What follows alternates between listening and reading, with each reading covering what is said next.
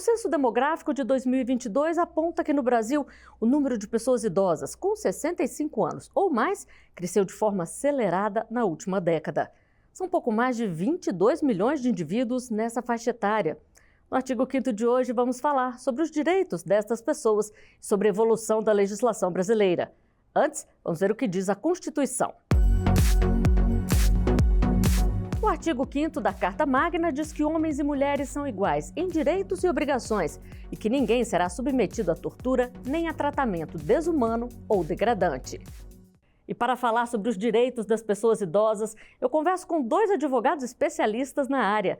Carla Araújo, que é diretora jurídica do Instituto Parentalidade Prateada, e Mauro Freitas, que é presidente da Associação Brasileira do Cidadão Sênior e do Conselho da Pessoa Idosa do Distrito Federal. Muito obrigada pela presença de vocês aqui no artigo 5º. Doutor Mauro, vamos começar falando do Estatuto da Pessoa Idosa. Ele procura sempre estar atualizado, atendendo às necessidades, às demandas da população. Quais são as principais inovações? Flávia, as principais inovações primeiro que o Brasil tem uma legislação muito própria e que realmente é de vanguarda no mundo inteiro. Não é normal que os países tenham uma legislação específica para as pessoas idosas. Então, isso é algo que a gente tem o privilégio de ter aqui no Brasil. O Estatuto da Pessoa Idosa, que entrou em vigor a partir de 2003, ele trouxe vários aspectos importantes para serem verificados em relação à pessoa idosa. Mas a gente vê a importância quando ele reflete, tanto a Política Nacional da Pessoa Idosa, como a nossa Constituição e a própria Declaração dos Direitos Humanos. Então, de inovação, ela veio afirmar o direito da pessoa de ter uma longevidade ativa e saudável e ter essa garantia, não só do Estado, mas também da sociedade e da própria família.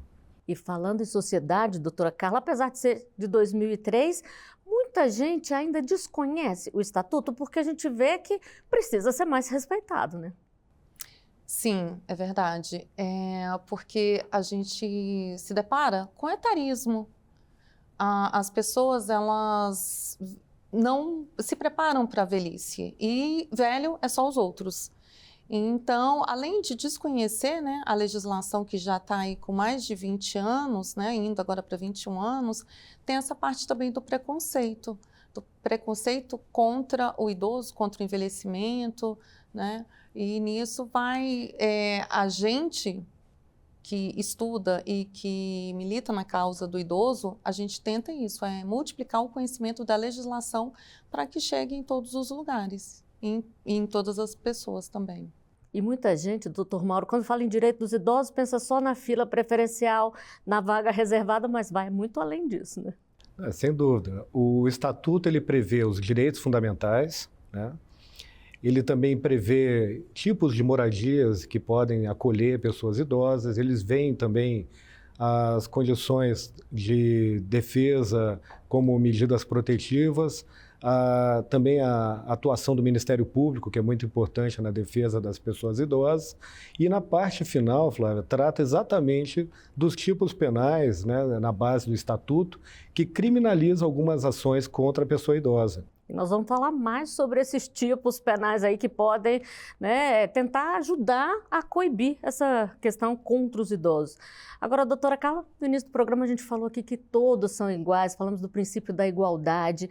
No caso dos idosos, é tratar de maneira desigual os desiguais? Então, eu sempre falo, a dignidade não envelhece. Nós temos que ter a dignidade estabelecida desde o nascimento até o final, até o último suspiro. E aí, o que acontece é que com essa explosão da longevidade, que antigamente a gente sabe que não era assim, A gente nasceu numa época que a faixa etária do brasileiro lá, ele chegava a 60 anos... e já morria. A gente é de uma geração, e agora não, agora são a geração dos longevos. Com isso, essa explosão dos idosos, das pessoas idosas, da velhice no nosso meio, traz que a legislação seja realmente cumprida.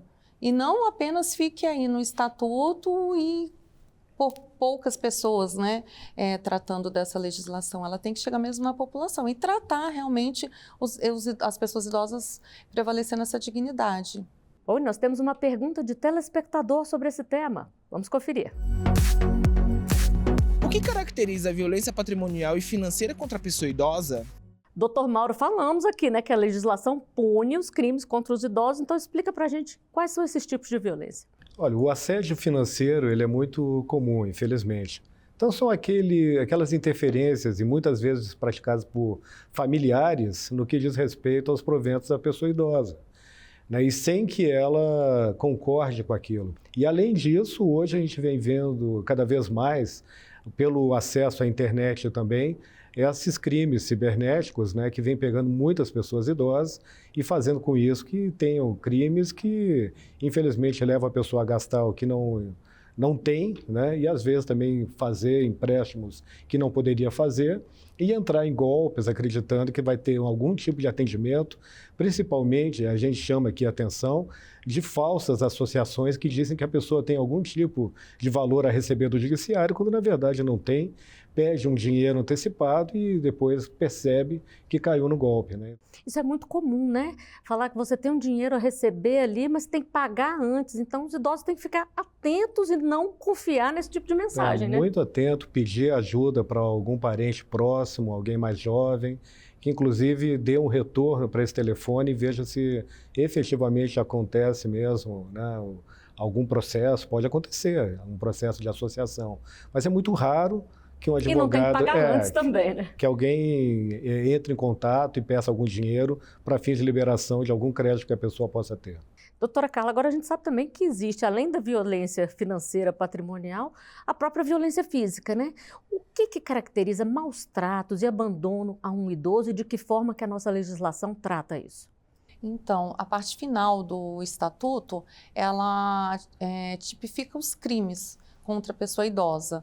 E nesses crimes tem, né? Tem o abandono, tem até a questão do idoso ser abandonado num hospital. E as penas, elas variam de 6 meses a 5 anos. Sendo que aqui tem o tempo maior, que é 5 anos, é esse crime que o Dr. Mauro estava explicando, que é quando essa apropriação, né, da remuneração do idoso, forçar o idoso a fazer uma procuração, ou fazer um testamento, colocando ele como herdeiro, e tudo esse é a maior pena, que vai até 5 anos de reclusão. Agora, é importante, se tiver conhecimento, denunciar, né? Como e onde fazer uma denúncia sobre uma violência contra o idoso? A gente pode fazer a denúncia no Disque 100, que é vinculado ao governo federal, e aqui em Brasília nós temos a Central Judicial do Idoso, que é vinculada ao Tribunal de Justiça do Distrito Federal, Ministério Público do Distrito Federal e a Defensoria Pública. Então, são esses 3 órgãos que compõem a Central Judicial do Idoso, e pode ser feita a denúncia anônima lá. E vamos a mais uma pergunta de telespectador. O que a legislação brasileira fala sobre a proteção aos direitos trabalhistas das pessoas idosas? Doutora Carla, a gente sabe que cada vez mais os idosos precisam continuar trabalhando, até porque 65 anos ainda está a idade bem produtiva, né? Quais são as proteções desse caso? Sim, o Estatuto, ele também estabelece, lá por volta do artigo 43 e seguintes, que a pessoa idosa, ela tem o direito a continuar trabalhando desde que ela tenha a sua capacidade preservada. Então, ela pode continuar trabalhando enquanto ela tiver autonomia, enquanto ela tiver seu discernimento, sua independência, ela pode continuar trabalhando. E também tipificado como crime excluir a pessoa idosa de uma promoção no ambiente de trabalho por causa da idade, por ela ter 60 ou mais, dela não receber um aumento salarial por ela também ter 60 ou mais anos. Então, o Estatuto, ele assegura esse direito da pessoa continuar trabalhando enquanto ela estiver apta ao trabalho, ao mercado de trabalho. Não é a idade que vai afastar a pessoa do seu ambiente de trabalho. E um problema que os idosos enfrentam, que as pessoas idosas enfrentam, é o preconceito ali no local de trabalho. A doutora Carla falou da questão de não poder ser preterido numa promoção, num aumento, mas também tem entre os próprios colegas, doutor Mauro? Nas relações de trabalho, a gente tem observado cada vez mais esse problema, porque a população está envelhecendo, então, naturalmente, nós estamos diminuindo a nossa fecundidade, aumentando os anos de vida, então as pessoas precisam continuar trabalhando. Além disso, é também desejável que as pessoas tenham propósito e continuem ativas. Então, elas estão no ambiente de trabalho, está criando um certo conflito, uma necessidade de entendimento intergeracional, e isso vem gerando alguns tipos de desafios que o recurso humano vai ter que começar a lidar. Primeiro que a gente começou a perceber foi na próprio recrutamento. Então, a lei mesmo diz, pela OIT 111, também pela lei 9.029, também de 95, são leis que já tratam desse preconceito e já prevê, inclusive, algum tipo de punição para quem tem algum tipo de preconceito no recrutamento, nas oportunidades que têm que ser iguais para todos, desde que a pessoa atenda, né, aquele tipo de atividade que ela deve atuar, como, por exemplo, corpo de bombeiro, policial. Então, o vigor físico é necessário. E também cuidar muito com os tipos de dispensa, que não haja ali também uma motivação com base simplesmente na condição de idade da pessoa. Isso vai ser considerado o idadismo, né, o etarismo, que a gente chama, e vai ser abrigado, se ficar claro que houve ali esse preconceito. Então, tem essa lei 9.029, que é aplicada na Justiça do Trabalho, que pode levar à reintegração e até uma indenização por dano moral. E quais são, de forma geral, os maiores problemas que assombram aí as pessoas idosas? Falamos aqui da violência, falamos da questão do trabalho. O que mais, doutora Carla? Eu vejo também a solidão, porque a pessoa idosa, né, ela passa por perdas no decorrer da vida, às vezes a viuvez, os filhos que saem de casa e constituem suas famílias. Então, eu vejo que a solidão aflige muito as pessoas idosas. E nisso, elas se apegam aos animais de estimação. E com os animais de estimação, elas podem formar uma família multiespécie. Então, eu vejo que as pessoas idosas, elas conseguem interagir mais quando elas têm o seu animal de estimação, que ela vai para uma praça, para uma rua e conversa com outras pessoas, vai saindo dessa solidão. Bom, a gente vai voltar a conversar daqui a pouquinho. Agora o artigo 5º vai um rápido intervalo. A gente volta já.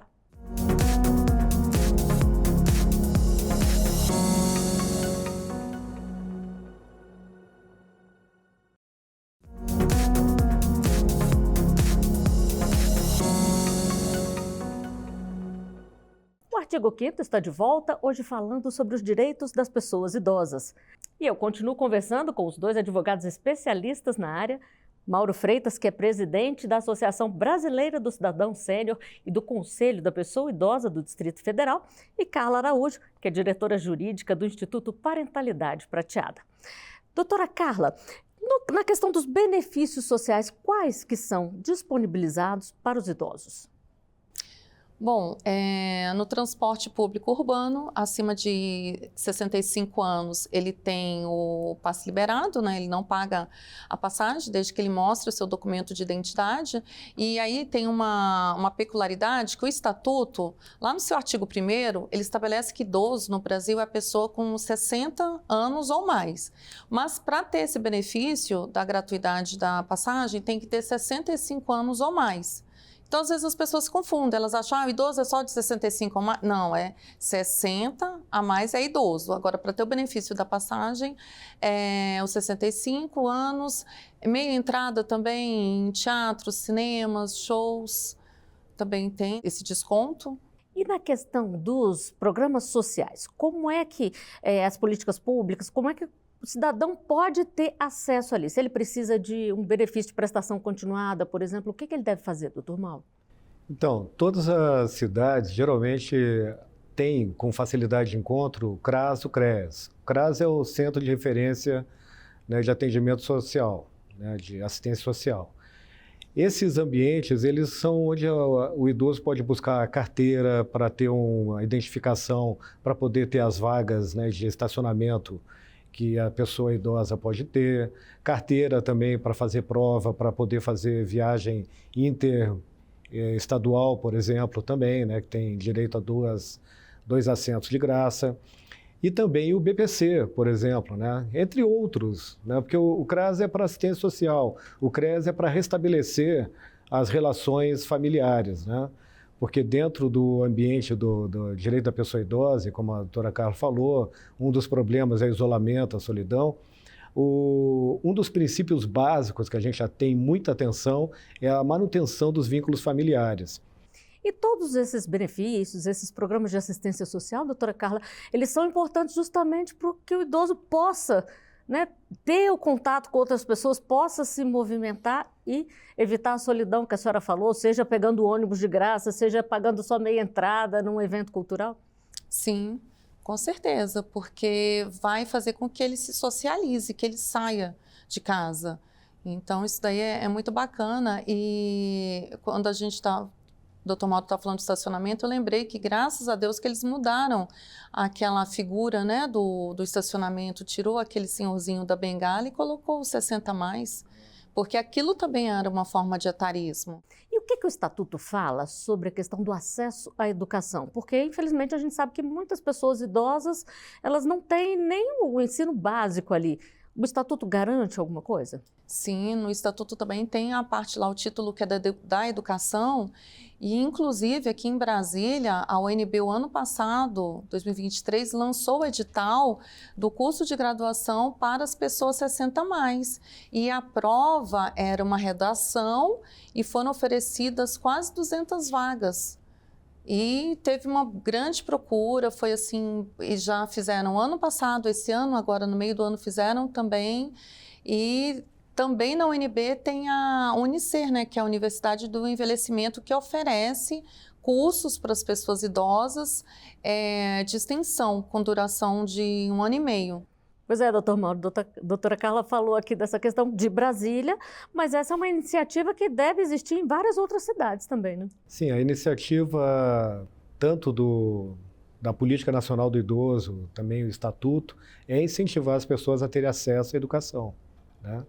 Então, tem educação para jovens e adultos, né, em vários municípios aqui do Brasil, que as pessoas podem buscar, inclusive, para se alfabetizar já ainda nessa fase também da vida.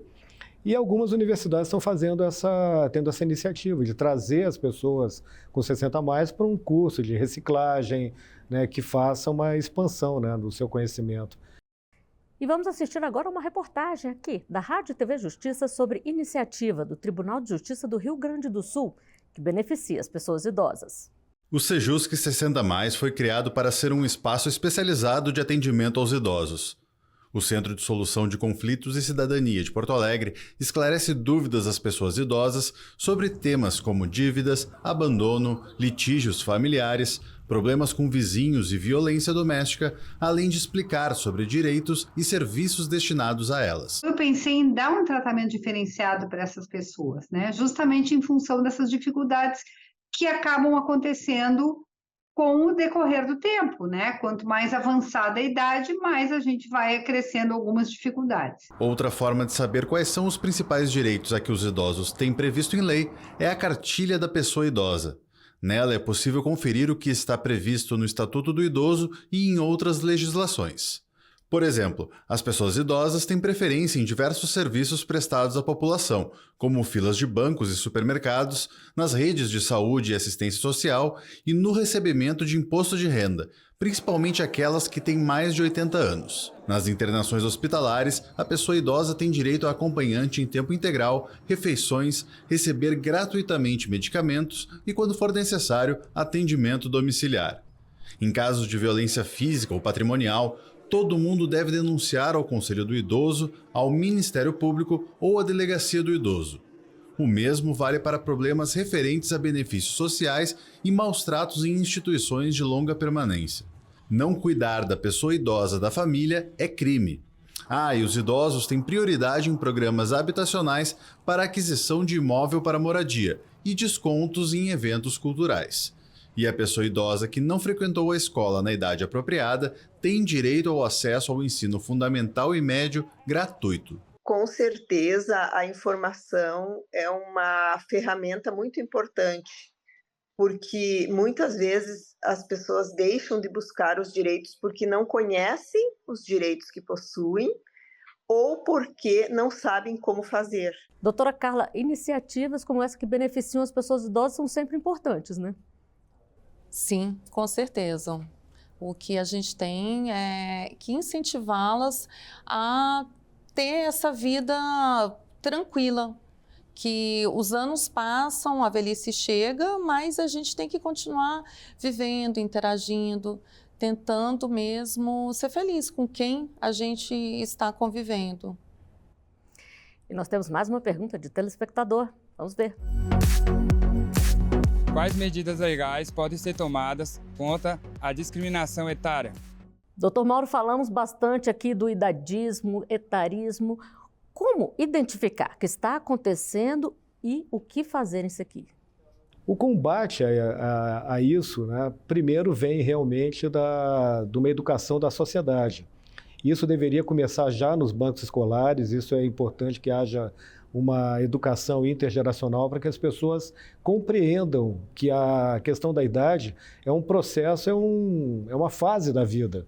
Não é alguma coisa que deveria estigmatizar. Mas a gente vê essa condição do etarismo aqui no Brasil como algo que agora vem sendo discutido e ele passa a ter um padrão muito parecido com outros tipos de preconceitos.